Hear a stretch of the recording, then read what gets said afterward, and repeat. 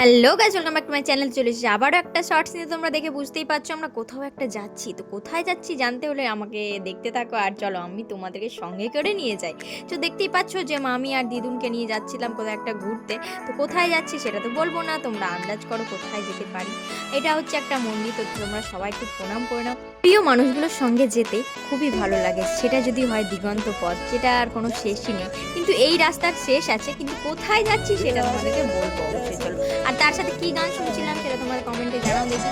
আর দেখতেই পাচ্ছ দিগন্ত পথ ধরে আমরা এগিয়ে চলেছি রাতের অন্ধকারে। কোথায় যাচ্ছি, যেতে যেতেই দেখছি ট্যাঙ্ক শেষ হয়ে যায় তেলের। তো তারপরে একটু তাকে খাইয়ে আমরাও একটু খেয়ে নিয়ে চলে গিয়েছিলাম আবার দিগন্ত পথ ধরে। খাওয়া খেতে খেতে প্রকৃতির আস্বাদ নিতে নিতে যাচ্ছিলাম। তো আর বিভিন্ন ধরনের গান চালাচ্ছিলাম। তো কপিরাইট আসবে বলে সেগুলো আমাকে একটু অন্যভাবে তোমাদের সামনে প্রেজেন্ট করতে হয়েছে। আর দেখতেই পাচ্ছ নতুন ধাবা, এইটা হচ্ছে মেন আকর্ষণ। কোথায় গিয়েছি এবার বলো দেখি তোমরা। যারা ফারাক্কাবাসী আছো তারা নিশ্চয়ই বুঝতে পারছো, এটা হচ্ছে ফারাক্কা ব্রিজ। দেখতেই পাচ্ছ প্রচুর বড় ব্রিজ, এটা মানে অনেকটা রাস্তা জুড়ে। তো সেইটাই আমরা ঘুরছিলাম, মানে এটা ওপর দিয়ে কোথাও যাবো না, শুধু ব্রিজটা যাওয়ার জন্যই আমরা ঘুরছিলাম।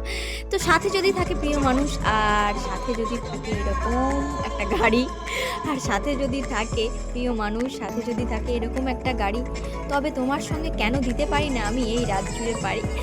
দেখতে পাচ্ছ যে লাইটগুলো জ্বলছে, ওখান থেকে জল কতটা কমলো বাড়লো সেটা মেনটেনেন্স করে তারা। আর এদিকেই দেখতে পাচ্ছ কাকে আমি লাইটের আলোকিত করে দিয়েছিলাম। প্লিজ দেখতে দেখতে কখন যে আমরা গান্ধীজির কাছে চলে এসেছি, মানে গান্ধীঘাটে চলে এসেছি বুঝতেই পারিনি। তারপরে এই আশ্রমটায় গিয়েছিলাম, এটা হচ্ছে ফারাক্কার আশ্রম। এখানে যেরকম আমাদের আশ্রম রয়েছে সেটা হচ্ছে ফারাক্কা ব্রাঞ্চের আশ্রম। তো সেই জায়গাটা সত্যি অপরূপ, মানে রাতে আরও অপরূপ। আর আমার দিদার একটা দোষ আছে জানো, মানে ফুল খুবই প্রেমী। সে যেখানেই হোক ফুল সে তুলবেই, সেই নিয়ে একটা খটমট চলছিল ওখানে।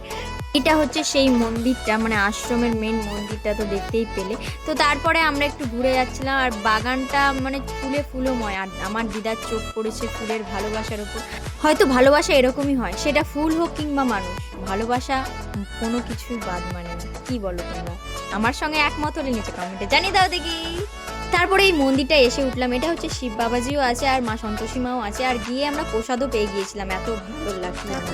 এই গঙ্গার ধারে শাপলা ফুল, মিষ্টি মধুর সন্ধ্যা, মানে জাস্ট অ্যামেজিং ব্যাপার। তোমাদের কি ফিল হচ্ছে জিনিসটা নিচে কমেন্টে জানো। আর এই যে এই ফুলটার নাম কি বলো তো ভাই?